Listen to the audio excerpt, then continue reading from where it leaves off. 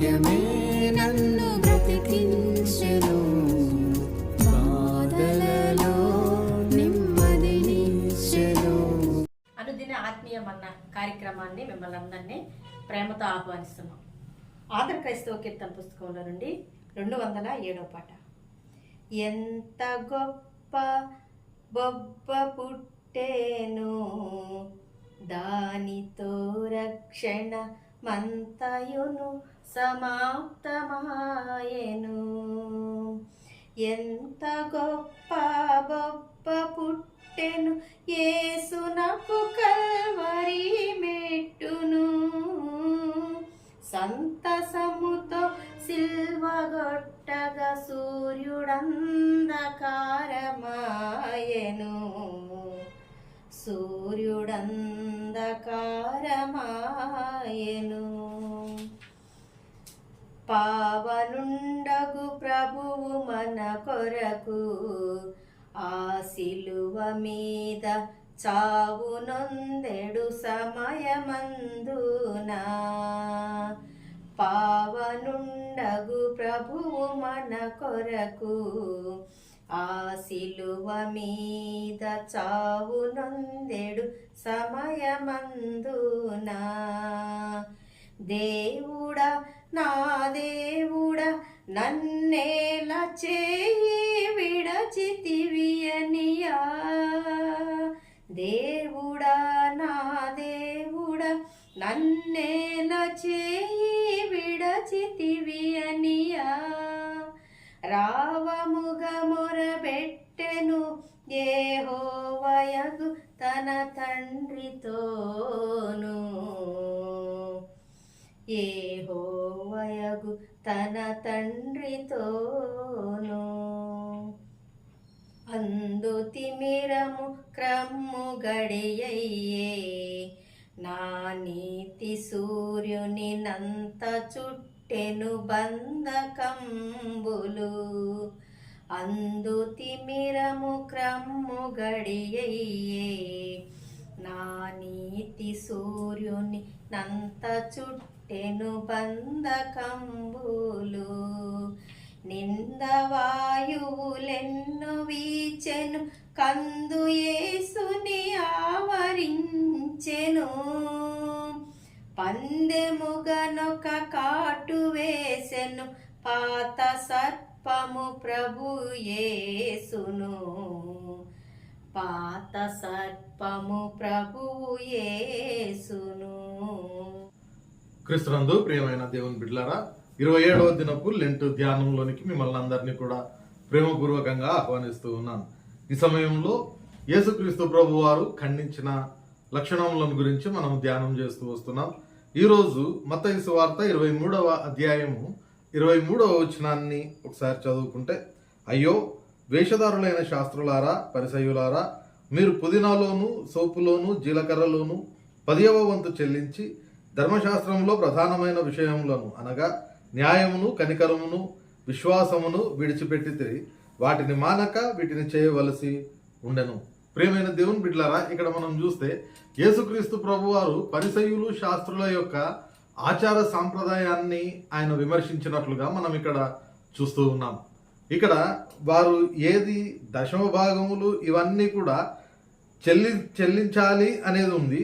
అయితే వాళ్ళు ఏం చేస్తూ ఉన్నారంటే దానిని చేస్తూ అసలైన దానిని అంటే న్యాయమును కనికరమును విడిచిపెట్టారు అనే మాటను చెప్తూ వాటిని మానక వీటిని చేయవలసి ఉండెను అనే మాట యేసుక్రీస్తు చెప్తూ ఉన్నాడు. అంటే వారు కల్పించుకున్న ఆ యొక్క ఆచార సాంప్రదాయాలకు ఎక్కువగా ప్రాధాన్యతనిస్తూ ఉన్నట్లుగా మనం చూస్తూ ఉన్నాం.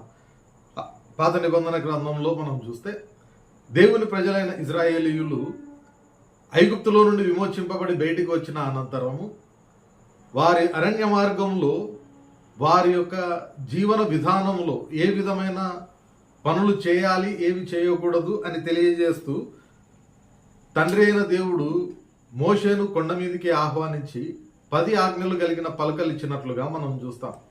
అంత మాత్రమే కాకుండా ఇంకా 603 ఆజ్ఞలు దేవుడు వారికి ఇస్తూ ఉన్నాడు. మొత్తంగా ఈ పంచకాండములలో 613 ఆజ్ఞలను మనం చూస్తాం. అయితే ఈ 613 ఆజ్ఞల్లో 248 ఆజ్ఞలు ఖచ్చితంగా మనం చేయవలసినవైతే 365 ఆజ్ఞలు చేయకూడదు అని ఉంటాయి. అవన్నీ దేవుడు మోషేకు చెప్పిన ఆజ్ఞలుగా మనం చూస్తాం. వాటిని ఇజ్రాయేలు ప్రజలు తమ దైనందిన జీవితంలో పాటిస్తూ ముందుకు కొనసాగడానికి దేవుడు అనుగ్రహించినవి.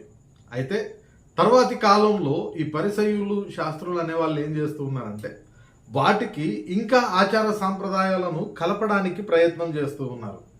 అవి దేవుని ద్వారా ఇవ్వబడినవి కాదు, కానీ వీరు ఏర్పాటు చేసిన సాంప్రదాయాలుగా మనం వాటిని చూస్తాం.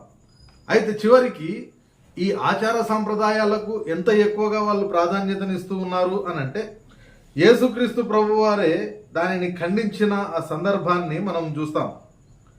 ఆయన అంటూ ఉన్నాడు కదా, మార్కు సువార్త 7వ అధ్యాయంలో మనం చూస్తే 8-9 వచనాలను మనం చూస్తాం. మీరు దేవుని ఆజ్ఞను విడిచిపెట్టి మనుషుల పారంపర్యాచారమును గైకొనుచున్నారు, మరియు ఆయన మీరు మీ పారంపర్యాచారమును గైకొనుటకు దేవుని ఆజ్ఞను బొత్తిగా నిరాకరించుదురు అనే మాటను మనం చూస్తూ ఉన్నాం. ఎంతగా వాళ్ళు తాము ఏర్పాటు చేసుకున్న ఆచార సాంప్రదాయాలకు విలువిస్తున్నారు అని అంటే చివరికి దేవుని యొక్క వాక్యమును కూడా తగ్గిస్తూ ఉన్నారు, కానీ తమ యొక్క ఆచార సాంప్రదాయాన్ని ఉన్నతంగా పెట్టుకోవడానికి వాళ్ళు ప్రయత్నం చేస్తూ ఉన్నారు.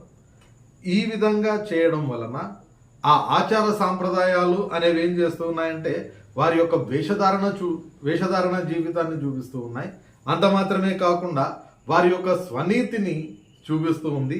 అంత మాత్రమే కాకుండా దేవుని యొక్క ఔన్నత్యాన్ని తగ్గించేదిగా అది ఉంటూ ఉంది. కాబట్టి ఈ ఆచార సాంప్రదాయాలు ఎప్పుడైతే పెరిగిపోతూ ఉన్నాయో అవి మానవులను ఏ విధంగా చేస్తూ ఉన్నాయి, లేదంటే వాటికి ప్రాధాన్యత ఇచ్చిన వాళ్లకు శ్రమ అని చెప్తూ దాని యొక్క పర్యవసనాలు ఏ విధంగా ఉంటాయో యేసుక్రీస్తు ప్రభువారు చెప్పడం మనం ఇక్కడ చూస్తూ ఉన్నాం. మత్తయి సువార్త 23వ అధ్యాయంలో మనం చూస్తే మొత్తం దాదాపుగా 7 మాటలు యేసుక్రీస్తు ప్రభువారు వారికి చెప్పినట్లుగా మనం చూస్తాం. 23వ అధ్యాయము 13వ వచనంలో మనం చూస్తే, అయ్యో వేషధారులైన శాస్త్రులారా పరిసయ్యులారా, మీరు మనుషుల ఎదుట పరలోక రాజ్యమును మూయుదురు, మీరు అందులో ప్రవేశింపరు, ప్రవేశించు వారిని ప్రవేశింపనీయరు. కాబట్టి ఈ ఆచార సాంప్రదాయాలు ప్రోత్సహిస్తూ ఉన్న ఆ పరిసయ్యులు ఏం చేస్తూ ఉన్నారంటే వారు దేవుని రాజ్యంలోనికి చేరలేకపోతూ ఉన్నారు. అంత మాత్రమే కాకుండా ఎవరైతే దాంట్లోకి చేరుతూ ఉన్నారో వాళ్లకు కూడా వీళ్ళు అడ్డుబండలుగా ఉంటూ ఉన్నారు. కాబట్టి వారికి శ్రమ అని ప్రభు అయిన యేసుక్రీస్తు చెప్పినట్లుగా మనం చూస్తాం. రెండవదిగా మనం చూస్తాం కదా, 23వ అధ్యాయము 15వ వచనంలో మనం చూస్తాం, అయ్యో వేషధారులైన శాస్త్రులారా పరిసయ్యులారా, ఒకని మీ మతములో కలుపుకొనుటకు మీరు సముద్రమును భూమిని చుట్టి వచ్చెదరు, అతడు కలిసినప్పుడు అతని మీకంటే 2 అంతలు నరకపాత్రునిగా చేయుదురు. వాళ్ళు ఏం చేస్తున్నారంటే తమ యొక్క ఆచార సాంప్రదాయాలే ప్రాముఖ్యమైనవి, ఉన్నతమైనవి అని చెప్పి తమ యొక్క మతంలోనికి వాళ్ళని తీసుకొని వస్తూ ఉన్నారు. తమ యొక్క విశ్వాసంలోనికి వాళ్ళని తీసుకొని రావడానికి ప్రయత్నం చేస్తూ ఉన్నారు. పోనీ ఆ విశ్వాసం కరెక్ట్ అయినదా అని అంటే కాదు. కాబట్టి వాళ్ళకంటే కూడా 2 అంతలు నరకపాత్రునిగా తమ విశ్వాసంలోనికి ఆహ్వానించిన వాళ్ళను నడిపిస్తూ ఉన్నారు. కాబట్టి వారు ఏర్పాటు చేసిన ఆ ఆచార సాంప్రదాయము అనేది వారిని నరకపాత్రులుగా చేస్తూ ఉంది. మూడవదిగా మనం చూస్తాం కదా, 23వ అధ్యాయం 16వ వచనంలో చూస్తే, అయ్యో అందులైన మార్గదర్శకులారా, ఒకడు దేవాలయం తోడని ఒట్టు పెట్టుకుని వాని కంటే అందులో ఏమీ లేదు, కానీ దేవాలయంలోని బంగారము తోడని ఒట్టు పెట్టుకుంటే వాడు దానికి బద్ధుడని మీరు చెప్పుదురు. ఈ మాటలు మనం చూస్తూ ఉన్నప్పుడు వారు ఒట్టు పెట్టుకోవడానికి ప్రయత్నం చేస్తూ ఉన్నారు. దేవాలయం మీద, అందులోని బంగారం మీద, వీటన్నింటి మీద ఆయన చెప్తూ ఉన్నాడు. కానీ తర్వాతి వచనాలలో మనం చూస్తే యేసుక్రీస్తు ప్రభువారు చెప్తూ ఉన్న ఆ మాటలు చూస్తాం కదా, అవివేకులారా అందులారా, ఏది గొప్పది, బంగారమా, బంగారమును పరిశుద్ధపరచు దేవాలయమా, మరియు బలిపీఠంతోడని ఒకడు ఒట్టు పెట్టుకొనుకుంటే అందులో ఏమీ లేదు, కానీ దానిపై నుండి అర్పణతోడని ఒట్టు పెట్టుకుంటే దానికి బద్ధుడని మీరు చెప్పుదురు. ఈ మాటలు చెప్తూ ఏది కూడా మీరు చేయడానికి వీల్లేదు అనే మాట ఆయన చెప్తూ ఉన్నాడు. ఎందుకంటే 22వ వచనంలో చెప్తున్నాడు కదా, ఆకాశము తోడని ఒట్టు పెట్టుకుని వాడు దేవుని సింహాసనము తోడనియు దానిపైన కూర్చున్న వాని తోడనియు ఒట్టు పెట్టుకొనుచున్నాడు అనే మాట చెప్తూ ఉన్నారు. కాబట్టి దేవాలయానికి సంబంధించి ఏది మనం చేయడానికి ప్రయత్నం చేసినా దేవుని మీద మనం ఒట్టు పెట్టుకునే వాళ్ళుగా ఉంటూ ఉన్నాం. అది చేయకూడదు అని యేసుక్రీస్తు ప్రభు వారు ఇక్కడ బోధిస్తూ ఉన్నాడు.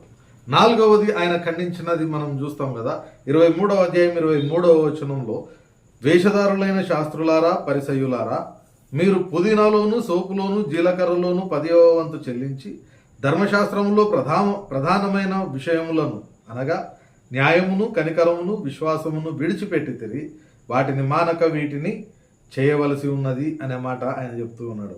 కాబట్టి అసలైనవి న్యాయము కనికరము వాటిని విడిచిపెట్టి ఆచారాన్ని వాళ్ళు ప్రేమిస్తూ ఉన్నారు. ఇక్కడ ఆయన చెప్తూ ఉన్న మాట 24వ వచనంలో చూస్తాం కదా, దోమ లేకున్నట్లు వడియగట్టి ఒంటెను మింగువారు మీరు అనే మాటను ఆయన చెప్తూ ఉన్నాడు. ఆ మాటలు మనం చూస్తూ ఉన్నప్పుడు ఈ ఒంటెలు అనేవి కూడా ఒక రకంగా అపరిశుద్ధమైన జీవిగానే పరిగణింపబడుతుంది. దానిని తినడానికి వీల్లేదని, తినొచ్చు తినకూడదు అనే నియమాల్లో ఒంటెను గురించి చెప్పబడుతూ ఉంది. కానీ వీళ్ళు ఆచార సాంప్రదాయాలకు విలువనిస్తూ ఆ నిషేధింపబడిన దానిని సైతం తినడానికి వాళ్ళు వెనకాడరు అనే మాటను మనం ఇక్కడ చూస్తూ ఉన్నాం. 5వదిగా మనం చూస్తే 23వ అధ్యాయం 25వ వచనంలో మనం చూస్తాం కదా, అయ్యో వేషధారులైన శాస్త్రులారా పరిసయ్యులారా, మీరు గిన్నెయు పళ్ళెమును వెలుపట శుద్ధి చేయుదురు గాని అవి లోపల తోపుతోనూ అజితేంద్రియత్వముతోనూ నిండి ఉన్నది. కాబట్టి తర్వాతది ఆయన ఖండిస్తూ ఉన్న ఆ విషయాన్ని చూస్తే ఎంతసేపు బయట కడుగుతూ ఉన్నారు కానీ లోపల దానిని కరెక్ట్గా క్లీన్ చేయడం లేదు అనే మాటను మనం చూస్తూ ఉన్నాం. అంటే లోపలంతా కూడా కల్మషమే ఉంది. అంతేకాకుండా 27వ వచనంలో మనం చూస్తాం కదా ఇంకొక మాట, అయ్యో వేషధారులైన శాస్త్రులారా పరిసయ్యులారా, మీరు సున్నం కొట్టిన సమాధులను పోలి ఉన్నారు, అవి వెలుపల శృంగారంగా అగుపడును గాని లోపల చచ్చిన వారి ఎముకలతోనూ సమస్త కల్మషముతోనూ నిండి ఉన్నవి. కాబట్టి బయటకి ఎంత అందంగా కనిపించినా అంతరంగము సరి అయినదిగా దేవునికి అనుకూలమైనదిగా లేదు. ఎంతసేపు ఆచార వ్యవహారాలకు ఆచార సాంప్రదాయాలకు ప్రాధాన్యతనివ్వడానికి ప్రయత్నం చేస్తే దేవునిని ఆయన యొక్క ఉద్దేశములను పక్కన పెట్టే వాళ్ళుగా ఉంటాం. ఆ ఆచార సాంప్రదాయాలకు మనము ప్రాధాన్యతనిస్తూ యెషయా ఏదైతే ఖండిస్తూ ఉన్నాడో దానిని మనం చేసేవాళ్ళుగా ఉంటాం. అక్కడ పరిసయ్యులు చేస్తూ ఉన్నది అదే. అందుకే మార్కు సువార్తలో ఆయన చెప్తాడు, ఆయన 6వ వచనంలో మనం చూస్తాం కదా, అందుకే ఆయన వారితో ఇలాగూ చెప్పాను, ఈ ప్రజలు పెదవులతో నన్ను గణపరచుదురు కానీ వారి హృదయం నాకు దూరంగా ఉన్నది, వారు మానవులు కల్పించిన పద్ధతులు దేవోపదేశములని బోధించుచు నన్ను వ్యర్థముగా ఆరాధించదు. ఇది యెషయా గ్రంథంలో ఆయన ప్రవచించిన ఆ మాటలు యేసుక్రీస్తు ప్రభు వారు ఇక్కడ కోట్ చేస్తూ ఉన్నారు. ఈ సున్నం కొట్టిన సమాధులు కూడా బయటికి అందంగా కనిపిస్తాయి కానీ లోపల అంతా కూడా కుళ్ళిపోయిన ఎముకలతో అది ఉండిపోతుంది. చివరిదిగా మనం జ్ఞాపకం చేసుకుంటే 23వ అధ్యాయం మత్తయి సువార్త 31వ వచనంలో చూస్తాం కదా, అందువలననే మీరు ప్రవక్తలను చంపిన వాని కుమారులై ఉన్నారని మీ మీద మీరే సాక్ష్యం చెప్పుకొనిచున్నారు. కాబట్టి ఈ ఆచార వ్యవహారాలకు ఎక్కువ ప్రాధాన్యతనిచ్చి దేవునిని ఎప్పుడైతే ఈ ఆచారాల దగ్గర తగ్గించడానికి ప్రయత్నం చేస్తారో వారందరూ కూడా ప్రవక్తలను చంపిన వారి కుమారులు అని తమకు తామే చెప్పుకుంటూ ఉన్నట్లుగా యేసుక్రీస్తు ప్రభు వారు చెప్తూ ఉన్నారు. ప్రియమైన దేవుని బిడ్డలారా, ఈ లెంట్ డేస్లో దేవునికి మనం దగ్గర కావడానికి చేస్తూ ఉన్న ఈ క్రమంలో మరి నిజంగా మనము దేవుని వాక్యం చెప్పినట్లుగా నడుచుకోవడానికి ప్రయత్నం చేస్తూ ఉన్నామా, లేకపోతే ఇహలోకంగా మానవులు కానీ మనము కానీ ఏర్పాటు చేసుకున్న ఆ పద్ధతి ప్రకారం పోవడానికి ప్రయత్నం చేస్తూ ఉన్నామా అనేది ఒకసారి మనము పరిశీలించుకోవాలి. ఎందుకంటే దేవుని కంటే కూడా వేరే దేనికి మనము ప్రాధాన్యతనిచ్చినా దేవుని స్థానంలో దానిని పెడుతూ ఉన్నాం కాబట్టి దేవునిని మనం తగ్గించిన వాళ్ళం అవుతూ ఉన్నాం, పాపం చేసిన వాళ్ళుగా మనము పరిగణింపబడుతూ ఉన్నాం. కాబట్టి ప్రియమైన దేవుని బిడ్డలారా, అటు రీతిగా మనల్ని మనము పరీక్షించుకోవడానికి ప్రయత్నం చేద్దాం.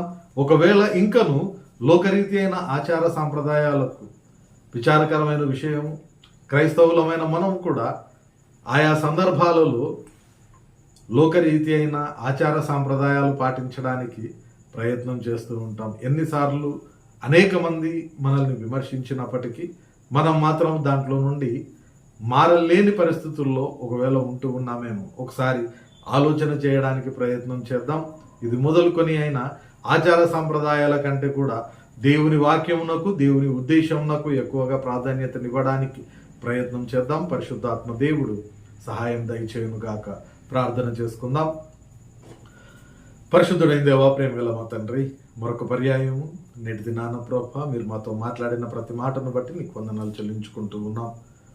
ప్రభా, కేవలము ఆచార సాంప్రదాయాలకు విలువిస్తే వారికి ఎందుకు శ్రమో మీరు మాతో మాట్లాడిన విధానమును బట్టి నీకు వందనాలు చెల్లించుకుంటూ, ఒకవేళ మేము అటు రీతిగా ఆచార సాంప్రదాయాలకు విలువ ఇస్తూ నీ వాక్యమును ఒకవేళ తక్కువ చేస్తూ ఉంటే దయతో మమ్మల్ని క్షమించమని, నీ వాక్య ప్రకారం ప్రభా మేము ముందుకు కొనసాగు కృపను మాకు దయచేయమని వేడుకుంటూ, వినిన ప్రతి వారి హృదయంలో ఈ వాక్యంను మీరే నాటి భద్రపరిచి ఫలింపజేయమని, నీ వాక్య ప్రకారము తాము జీవించు కృపను ప్రతి వారికి దయచేయమని వేడుకుంటూ, నేటి దిన దీవెనలతో మమ్మల్ని నింపుమని, నిశ్చితమైతే ప్రభా రేపటి దినాన మరొక పర్యాయం మేమందరము కూడా నీవు అనుగ్రహించే అనుదిన ఆత్మీయమన్న భుజించు కృపను మాకు దయచేయమని యేసు పరిశుద్ధ నామమున ప్రార్థిస్తున్నాం తండ్రి.